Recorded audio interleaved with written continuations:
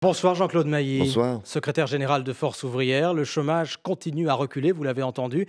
Est-ce que cette politique économique est bonne finalement? Il recule sur un an pour la catégorie A, hein, ceux qui sont à la recherche d'un emploi, qui n'ont pas de travail, qui recherchent un emploi à temps plein. Légèrement, c'est une légère diminution. Par contre, ce qu'on constate, c'est une deuxième tendance, deux tendances lourdes.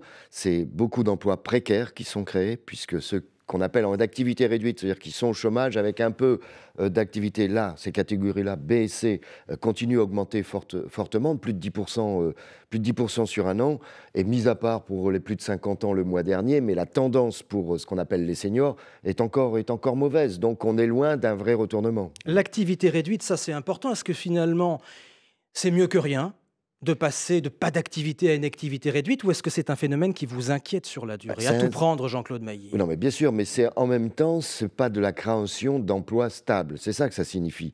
L'activité réduite, c'est bien souvent, c'est des temps partiels, c'est du CDD, c'est de l'intérim, etc. C'est pas l'acquisition d'une réelle autonomie dans le travail, d'une manière ou d'une autre, hein. Donc ça veut dire qu'il y a une reprise de l'emploi, mais que cette reprise de l'emploi, elle est très précaire pour beaucoup de salariés. On peut considérer qu'on est vraiment dans une inversion réelle de la courbe, quand non seulement le chômage baisse, mais qu'on est sur la création d'emplois durables. Et quand vous voyez les chiffres de l'an dernier et les créations d'emplois globales au plus haut depuis 2007, Jean-Claude Mailly. Oui, dans certains secteurs, mais pas partout.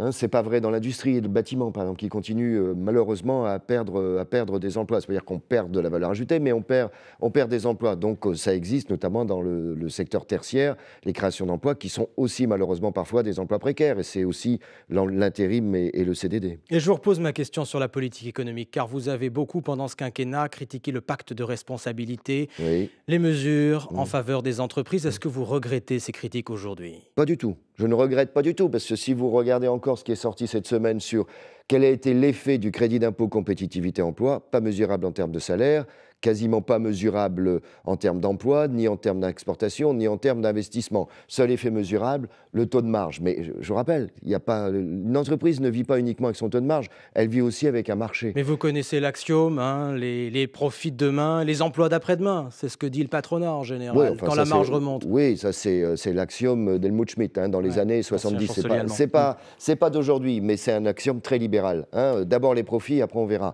Non, je pense qu'il y a un vrai problème d'orientation économique globale, en France comme ailleurs. Parlons d'avenir, puisque Marine Le Pen, François Fillon, Emmanuel Macron veulent continuer sur cette voie de baisse des cotisations et des impôts pour les entreprises s'ils sont élus. Non, je pense que c'est une erreur. Il y a un problème qui est pour nous essentiel, c'est la question européenne. Qu'est-ce que le gouvernement... Justement, ils Ben expliquent oui, que les autres le font et qu'il faut le faire. oui, non, mais attendez, mais il faut se battre un peu au niveau européen, hein. Il faut exiger d'autres orientations au niveau européen. Mais Sinon, quand il s'agit d'aligner l'impôt sur les sociétés, par exemple, sur ce qui se fait chez nos voisins. oui, ben, on peut tous faire comme l'Irlande, hein, et on Non, mais finance sans comment? aller Non, jusque-là, mais sans attendez, aller jusque-là. Si on le s'aligne sur la problème, l'un des moyenne. problèmes de l'Europe aujourd'hui, c'est-à-dire que beaucoup de citoyens, mais de salariés, disent, attendez, cette Europe-là, elle nous amène quoi concrètement, hein, une Europe à 28 ou demain à 27. Et on est dans une logique systématique de dumping fiscal ou dumping social, hein. Il y a un livre blanc qui va être discuté, il y a un sommet prochainement, et on intervient auprès des gouvernements en ce moment, les différents syndicats au niveau européen.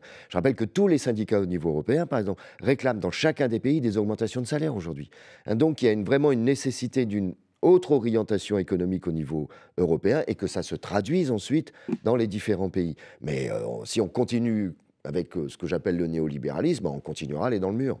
Benoît Hamon réclame, lui, une autre orientation. Il demande, comme le faisait d'ailleurs François Hollande à une époque, des contreparties aux entreprises, des contreparties au pacte de responsabilité. Jean-Luc Mélenchon, lui, veut carrément en finir avec ce pacte.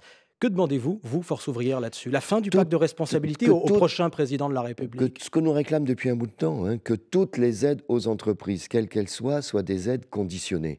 C'est de l'argent public. À partir du Donc, moment où on tant aide d'argent d'un côté, Oui, tant de mais c'est création de postes. conditionné, ou ça peut Des être à comptes comme l'emploi, ça. ça peut être à l'emploi, mais attendez, les régions le font. Pourquoi les régions le font et que l'État ne le ferait pas? Hein, j'étais dans le Nord ce matin, la région des Hauts-de-France. Bon, bah là, vous avez depuis des années des aides aux entreprises, mais qui sont des aides conditionnées. Il y a d'ailleurs une demande de remboursement sur une entreprise. Voilà, bon, bah, je pense que c'est une logique qui est saine. Ça Ça peut être sur l'emploi, ça peut être sur tel type d'investissement, ou le numérique, ou la recherche. Il y a différents types d'aides possibles, mais conditionnées. Il y a des entreprises qui bénéficient d'aides, et c'est de l'effet d'aubaine.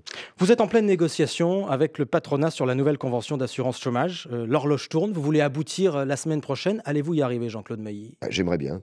J'aimerais bien qu'on puisse... C'est parti pour? Ah, attendez, en tous les cas, c'est pas gagné. C'est pas gagné. Il faut encore que le patronat fasse quelques efforts. Bon, ça commence à évoluer, hein, même si c'est pas encore très transcrit dans les textes, les contacts, etc. montrent que ça évolue.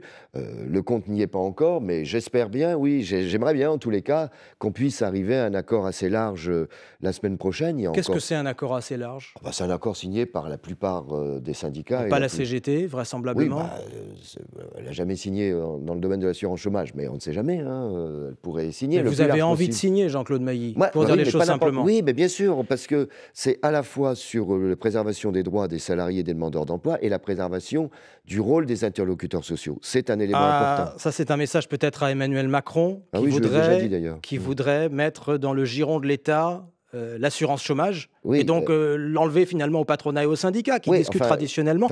Vous êtes prêt à ça s'il arrive à l'Élysée? Non, on n'est pas d'accord avec ça, si vous voulez. Le rôle des syndicats et du patronat, c'est de quoi? C'est de définir les critères. Cotisation, prestation. Qui gère sinon l'assurance chômage aujourd'hui? C'est l'État. Pôle emploi, c'est l'État qui gère l'assurance chômage. En off, tout le monde dit que c'était une connerie d'ailleurs de créer Pôle emploi. Oui, mais si vous n'arrivez pas à vous entendre avec le patronat? Attendez, si on n'arrive pas... Les textes aujourd'hui prévoient déjà que si on ne s'entend pas, et c'est déjà arrivé une fois ou deux, avec le patronat, le Code du travail dit c'est l'État qui reprend la main.